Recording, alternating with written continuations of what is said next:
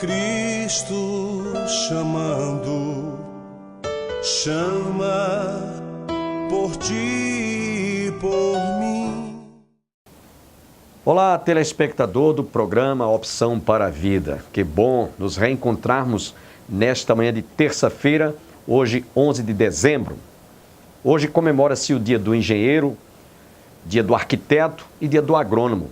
E nós queremos parabenizar a todos esses profissionais que têm trabalhado no desenvolvimento e para o crescimento das nossas cidades, construindo edifícios e tantas construções maravilhosas que enobrecem e que encantam e que embelezam as nossas cidades. E também o engenheiro agrônomo, aquele homem que está lá, ajudando o homem do campo a plantar, a colher frutos para alimentar a humanidade. Deus abençoe a todos vocês. Logo mais estaremos ouvindo o reverendo Silas Campos, trazendo hoje a conclusão desta mensagem sobre o ministério da igreja em relação à oração. Como a igreja lá em Atos, todos permaneciam, perseveravam unânimes no templo, partiam pão de casa em casa, nas orações e também na comunhão. Nós já ouvimos isto. Hoje vamos ouvir a conclusão sobre o ministério da igreja em relação às orações. Eu quero fazer uma pergunta a você que está conosco, você que é cristão, você que é membro de uma igreja, você tem realmente participado dos cultos de oração da sua igreja? Você tem se envolvido?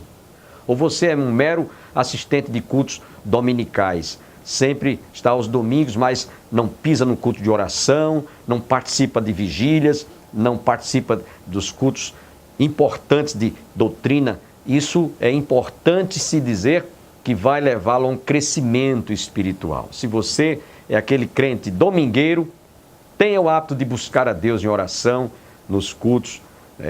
Se na sua igreja tem um culto matutino, em nosso tempo nós temos um culto todos os dias. Das 5 às 6 da manhã estamos lá de joelhos plantados, buscando a face do Senhor, e Deus tem abençoado muito as nossas vidas. Passe a ter o hábito, cultive o hábito de orar, de buscar a Deus, conforme ouviremos agora através desta palavra ministrada pelo reverendo Silas Campos.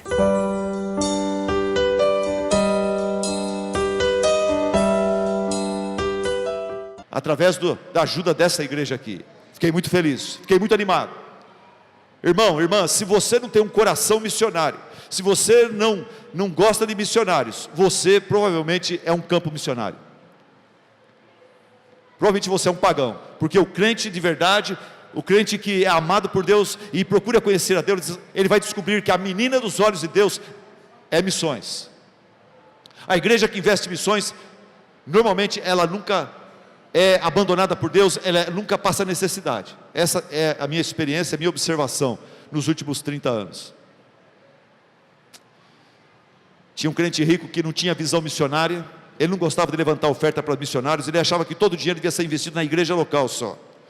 O pastor um dia fez um culto missionário para levantar uma oferta especial para enviar o missionário, e o pastor falou: nesse culto eu quero recolher a oferta. E o pastor pegou aquela salva e foi, enquanto o hino, foi recolhendo a oferta de cada um. Quando chegou nesse irmão, esse irmão era rico, podia dar bastante. Esse irmão chegou perto do irmão, o irmão falou assim: eu não creio em missões. Falou: pastor, eu não creio em missões. E o hino cantando, o culto rolando, e esse homem sendo mal criado com o pastor: o senhor sabe, eu não creio em missões. O pastor pôs a salva mais perto dele e falou: então você pode tirar um pouco desse dinheiro, que esse dinheiro aqui é para os pagãos, pode pegar. Eles oravam para estudar a palavra de Deus. Essa igreja orava diante de ameaças perigosas. Essa igreja, os pastores, a missão principal deles era pregar o evangelho e orar. E eles oravam antes de enviar seus missionários. Em quinto lugar, eles oravam diante de situações impossíveis. Essa igreja orava diante de situações impossíveis. Essa igreja aqui já passou por situações impossíveis, acredito. O pastor me falou hoje que vocês tiveram que parar a construção aqui, porque a situação financeira está difícil, uma crise, final de ano. Então vocês têm um impossível aqui, vocês têm um prédio que precisa ser terminado, talvez vai precisar mais 500 mil, 600 mil, 700 mil, a gente não tem essa grana. Vocês estão diante de uma situação impossível aqui, patrimonial. O que vocês podem fazer? Não tem dinheiro, fazer o quê? Vamos orar, pedir que Deus nos dê recursos e Deus nos dê generosidade. E de repente um irmão vai receber uma herança aqui, um outro irmão vai receber um processo trabalhista, depois o outro irmão vai receber um dinheiro que não esperava, e Deus vai suprindo, e a igreja vai orando, e esses irmãos, e eu vi isso, eu já testifiquei isso na minha experiência pastoral. Um irmão aposentado, a gente está para terminar a igreja, para inaugurar, faltava pintura, faltava só pintura. Esse irmão aposentado, é a última pessoa que eu esperava que Deus poderia usar.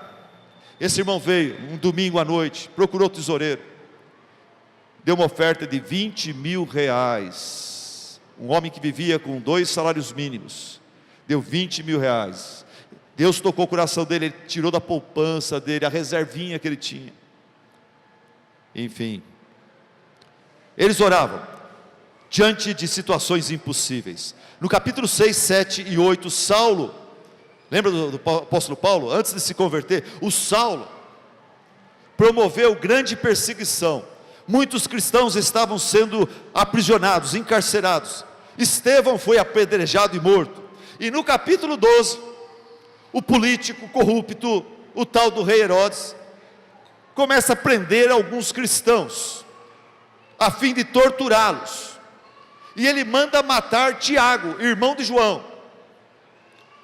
A Bíblia fala sobre bons políticos, Davi, Daniel, Josias. Josias teve um pai corrupto, mas ele mesmo foi muito bom. Mas Herodes era um mau político. Toda profissão tem os bons e os maus. Herodes era um mau político, ele só pensava nele mesmo, ele só pensava em manter o cargo, a popularidade, os votos. E a Bíblia fala no capítulo 2, versículo 3, que depois que ele manda matar Tiago, irmão de João, ele viu que aquilo agradou os judeus, ele prosseguiu, prendendo também o pastor Pedro, durante a festa dos pães sem fermento, e tendo prendido a Pedro, ele colocou Pedro no cárcere, entregando-o para ser guardado por 4 escoltas, de 4 soldados cada uma. Herodes pretendia submetê-lo a julgamento público, depois da Páscoa, e matá-lo também. A situação era impossível. Imagina, o pastor João Bosco é preso por um governo comunista que está querendo acabar com a liberdade religiosa. O que nós vamos fazer? Situação impossível.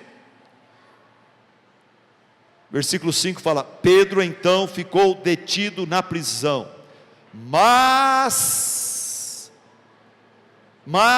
a igreja orava intensamente por ele. Que bênção! De madrugada a igreja fez uma vigília de oração,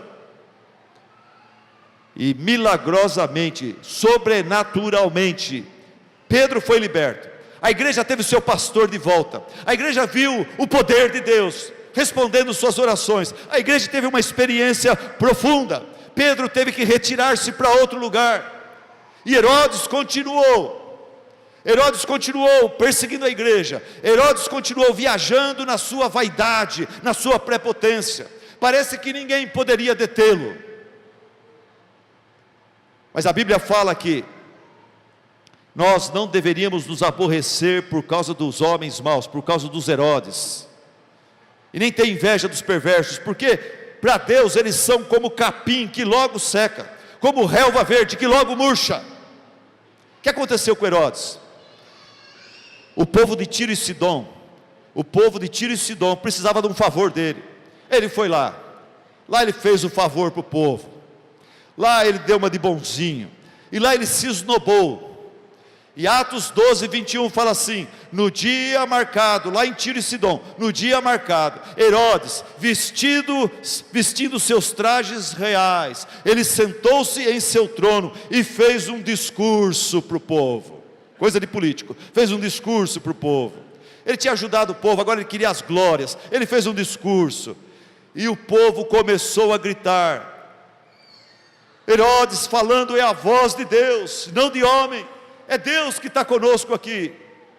E olha o que o versículo fala: visto que Herodes aceitou aquele elogio, aceitou ser aclamado como Deus, visto que Herodes não glorificou a Deus, imediatamente um anjo do Senhor o feriu, e ele morreu comido por vermes.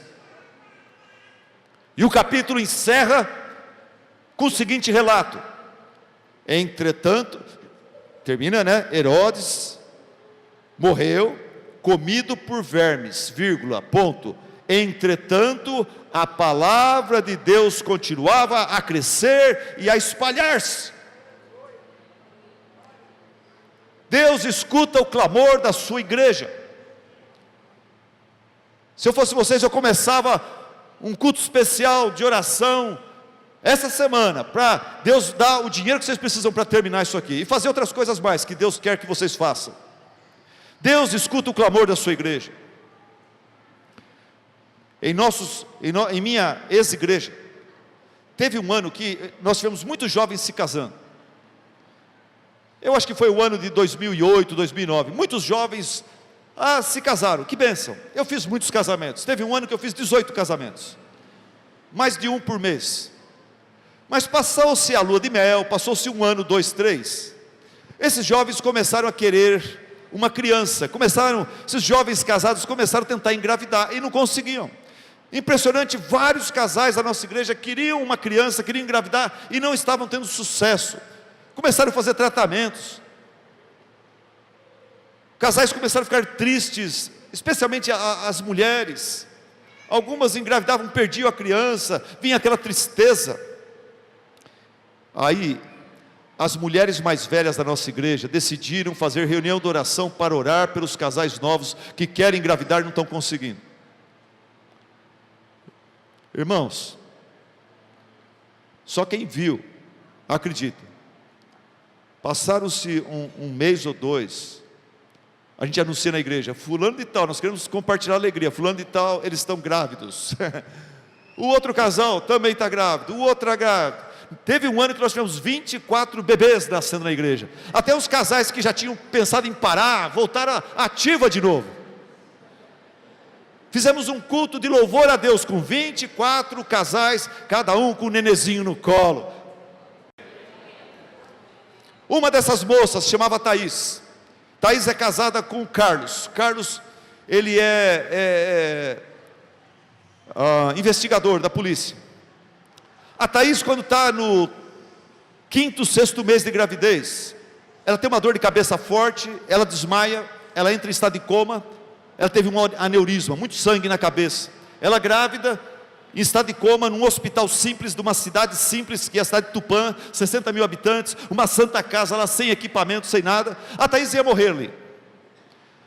Mas a igreja começou a orar pela Thaís. Eu estava de férias, a igreja começou a orar, de férias eu orava também. Que tristeza, uma jovem mãe da nossa igreja, naquele estado, grávida. E as irmãs orando, a Unimed aceitou, não queria, mas finalmente aceitou, pagar uma ambulância para levá-la para um centro médico melhor. E ela desacordada, colocaram naquela ambulância. Eu não estava lá, mas eu me emocionei quando eu recebi o e-mail falando: hoje a Thaís foi levada para, acho que São José do Rio Preto, um grande hospital lá. E as irmãs da igreja puderam estar lá à tarde, antes da ambulância sair. Elas fizeram um círculo de oração, deram as mãos em volta daquela ambulância, e oraram, clamando pela vida da Thaís. 2 dias depois, a Thaís voltou a si, recobrou os seus sentidos, terminou a gravidez. Nós tivemos alegria de apresentar aquela criança, aquela mãe, louvando ao Senhor, pelo fato de ele ter escutado o clamor da sua igreja. Deixa eu contar uma última experiência que, toda vez que eu conto eu me emociono. Eu fui para a cidade de Tupã, eu deixei a cidade de Bragança Paulista, que é mais perto de São Paulo, mais perto de Campinas, do grande centro ali do Brasil, e eu fui para o interior, 600 quilômetros, lá no interior, lugar muito calor, cidade pequena, 60 mil habitantes, sem muito emprego, povo simples. Chegamos lá, uma igreja de 200 pessoas, um prédio pequeno, e eu falei: Senhor, me dá alegria de ver a tua obra frutificando de uma forma muito maior do que eu posso imaginar aqui. E nós começamos a pregar e trabalhar, e Deus foi abençoando, e o nosso pequeno prédio logo começou a lotar, chegou no ponto que não cabia mais. Daí nós precisávamos de um lugar maior, daí alugamos um clube, o tênis clube da cidade, começamos a fazer um culto lá, mas o tênis clube ficou pequeno também.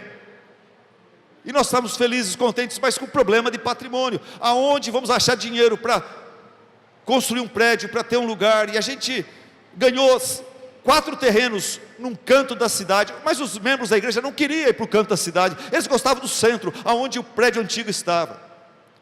Daí um dia, eu estou andando com a minha esposa, é muito calor lá, 11 horas da noite eu estou fazendo caminhada com a minha esposa. Põe para mim aí uma foto que tem aí. Nós passamos em frente desse cinema que estava fechado já. Aqui é quando o cinema estava na ativa, nos anos 80, nos anos 70, quando ele era novinho ainda. Mas eu estava passando em frente desse cinema, esse cinema estava abandonado, lá dentro só tinha sujeira. A Igreja Universal usou esse cinema e não sei porque eles entregaram para o dono de volta. E eu passo aqui na frente, 11 horas da noite com a minha esposa. E eu olho para esse cinema no centro da cidade, bem pertinho do nosso prédio, da nossa igreja antiga. E eu falei para minha esposa assim, como que numa oração. Eu falei com uma dor. Falei, puxa vida, a gente está com um problema de espaço, um problema de salão de culto. Se eu fosse Deus, eu daria esse prédio para a sua igreja. Nós não temos nem condição de pensar em comprar, mas se eu fosse Deus, dono de todo o ouro, toda a prata, eu daria esse prédio para a igreja. E aquilo parece que se transformou numa oração. E eu conversei com o diácono, esse diácono conversou com um corretor de imóveis, esse corretor de imóveis colocou a gente para falar com o dono desse lugar aí. E o homem queria hoje um valor que seria 1,5 milhão.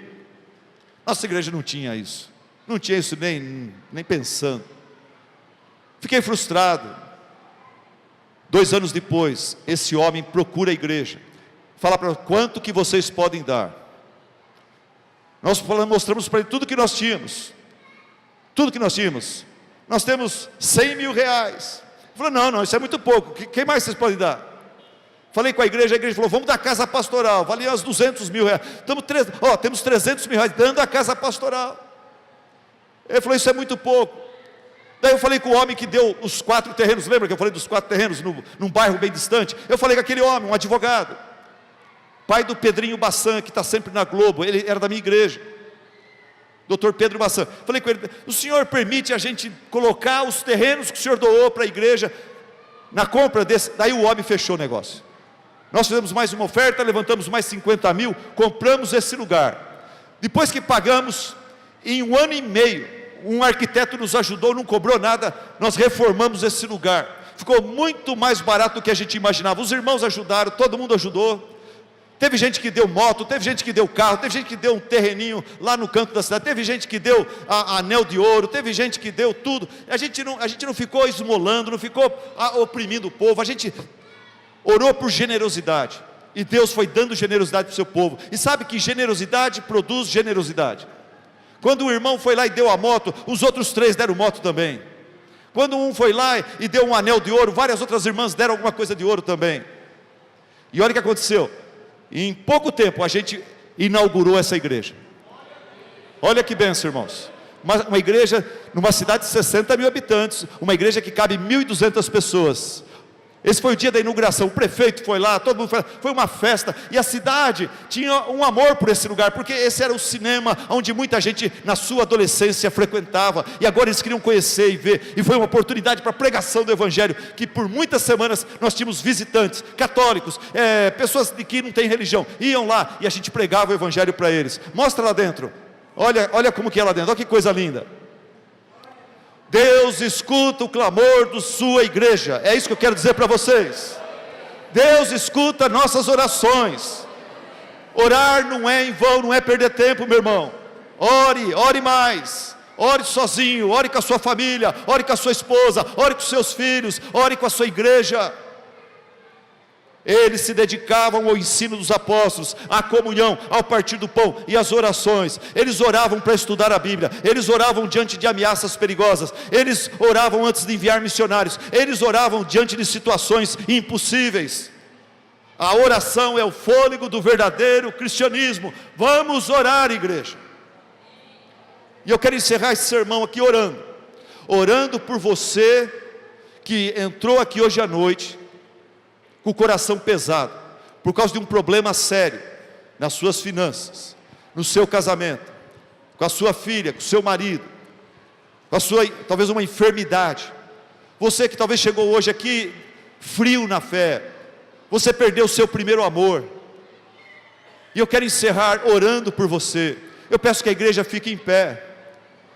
Eu peço que, se você quiser, nós vamos ajoelhar aqui, nessa intimidade da família de Deus, e nós vamos, antes de voltar para casa, para nossa luta, para nossa rotina, vamos clamar ao Senhor por um milagre em nossas vidas. Por que não? Por que não? E se a igreja conhece, enquanto os irmãos vêm à frente, enquanto as irmãs vêm à frente, vamos só cantar uma vez aquela música que fala assim: cobre-me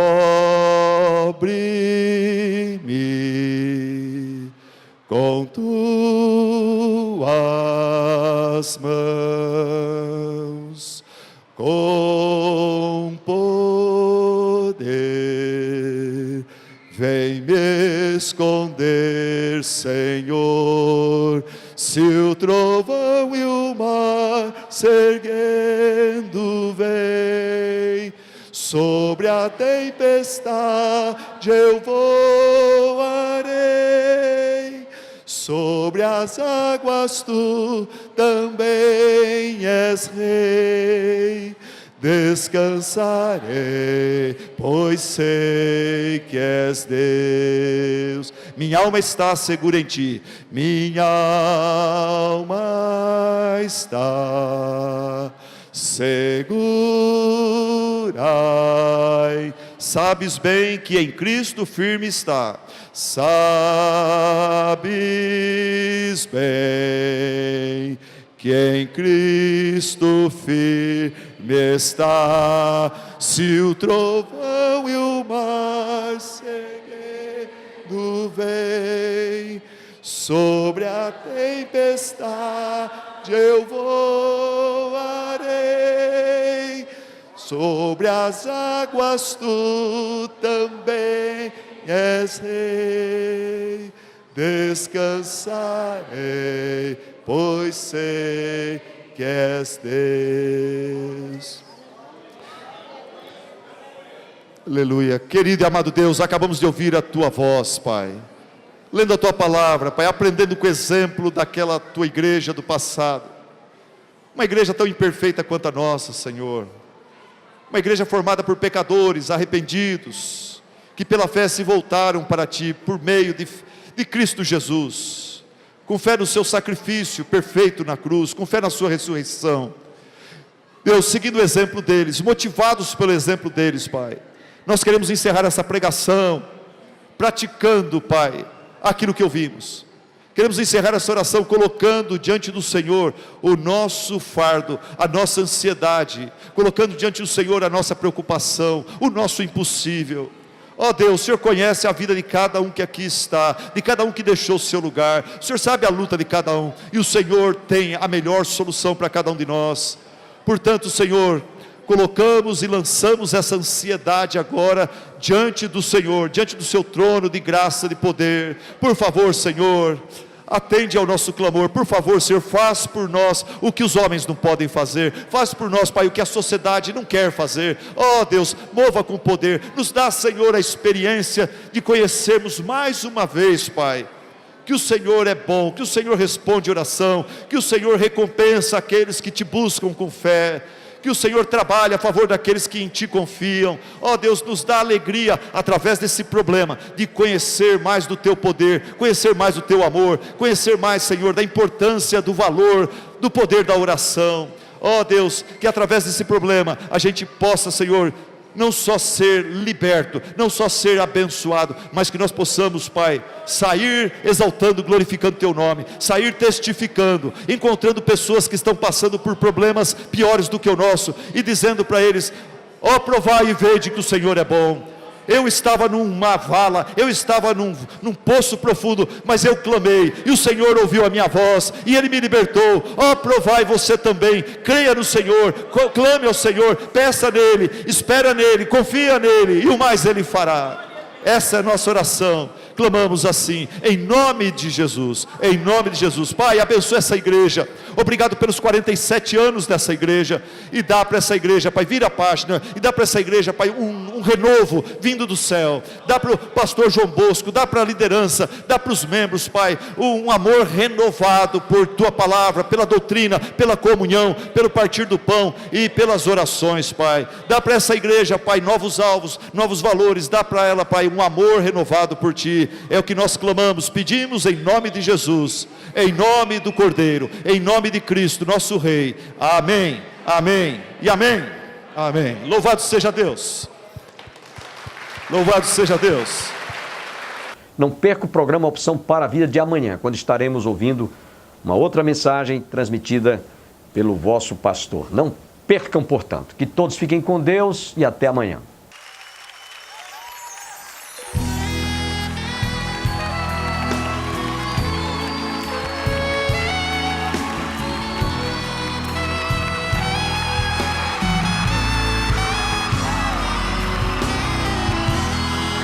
Essa eu vou querer cantar junto com vocês, tá bom? Você que está sentadinho, deixa a inibição para lá, solta a voz, não liga para quem está do lado. É só você, eu e Jesus agora. Vamos cantar. Frente ao mar no crepúsculo eu pude contemplar um bando de aves marinhas no último revoar. E o encontrar horizonte sem nem se preocupar. Se quando a noite chegasse teriam onde pousar. Quero ver vocês.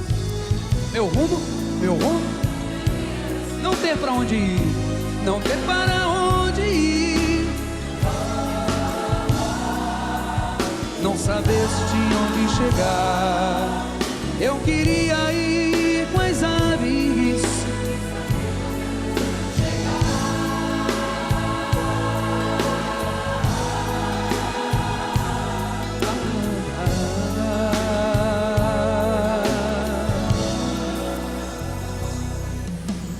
Foi assim pensando que ali eu adormeci. Sonhei que existia uma ilha e o mistério conheci.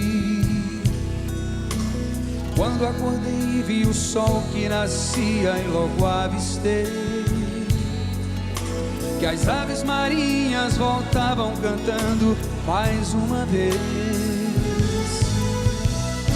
Meu rumo então eu achei, Jesus Cristo eu encontrei. Ele é a ilha onde vou chegar.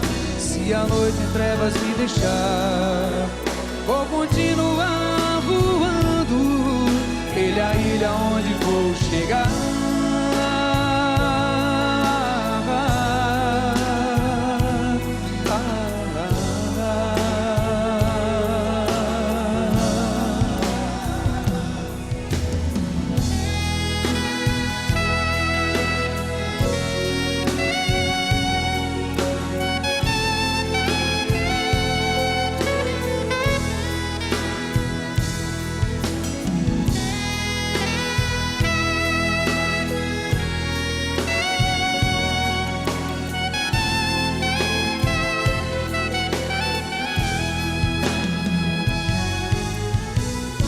Meu rumo então eu achei, Jesus Cristo Ele é a ilha onde vou chegar. Se a noite em trevas me deixar, vou continuar voando. Ele é a ilha onde vou chegar. Aí em cima, quero ouvir.